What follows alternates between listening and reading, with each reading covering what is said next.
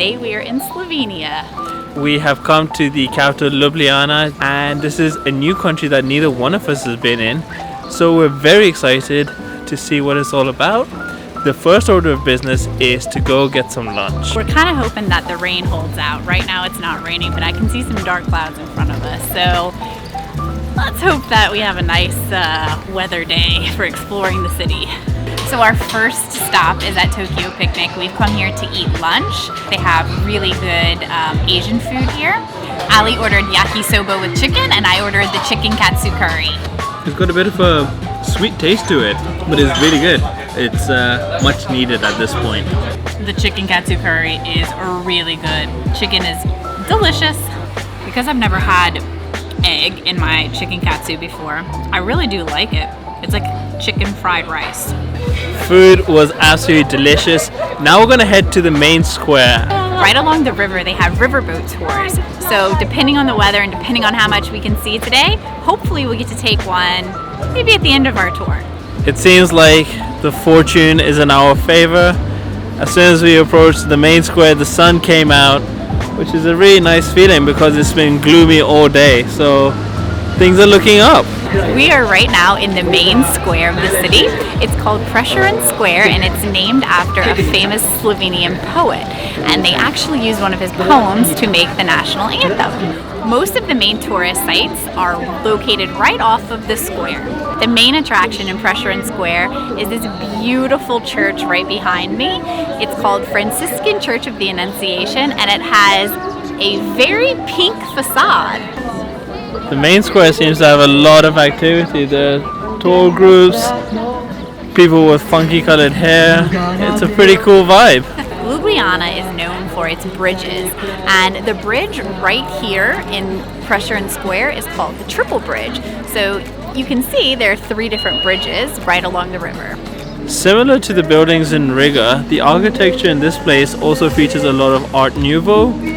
And Art Nouveau basically incorporates a lot of human-like features like the face and the body within the building itself. Harry loves taking pictures of a bicycle ride. They're so cute! If you're in Ljubljana, you have to come to Vigo's ice cream. It's the best ice cream in the town. It's a popular ice cream place, as you can tell by the line.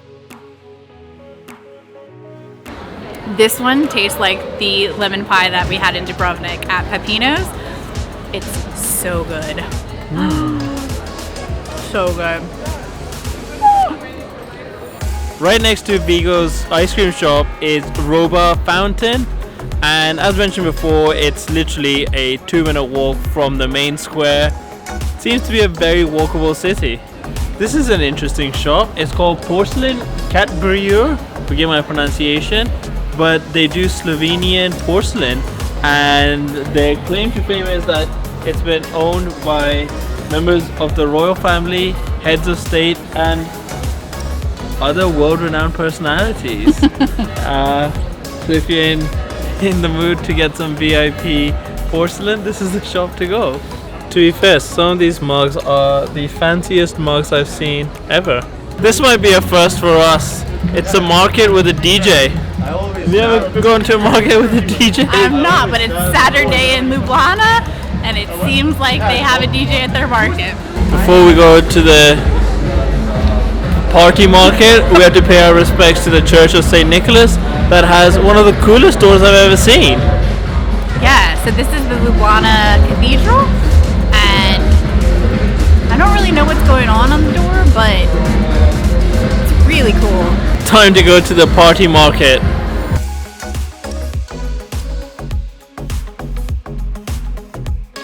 Most happening working I've ever been to. The party market keeps getting better and better. We came across a stall. It's a brewing company called LOO-BLAH-NAH, and that is the home brewing company of the city Ljubljana. And I ended up getting a pale ale. We had no idea that there was a market going on today, but this has been a pleasant surprise. Our detour of the fun market has come to a stop, and we're going to continue with our tour of Ljubljana. As previously mentioned, Ljubljana is known as the city of bridges, and we're going to be going to 2 of the most famous bridges, which is the Butcher's Bridge and the Dragon Bridge. I remember reading online that the Butcher's Bridge had a lot of love locks, but when we first came out here, I was not expecting to see this many locks.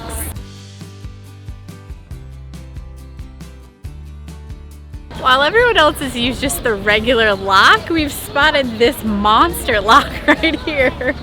We are approaching our third bridge, and this is the Dragon Bridge. Turns out the dragon is the symbol of Ljubljana. This bridge has 4 dragons perched on each end and some mini dragons that hold up the lights. From the Dragon's Bridge, you can see all 3 of the famous bridges here in Ljubljana. So this is the Dragon's Bridge. The lock bridge is called the Butcher's Bridge, and then the bridge by Prešeren Square is called the Triple Bridge.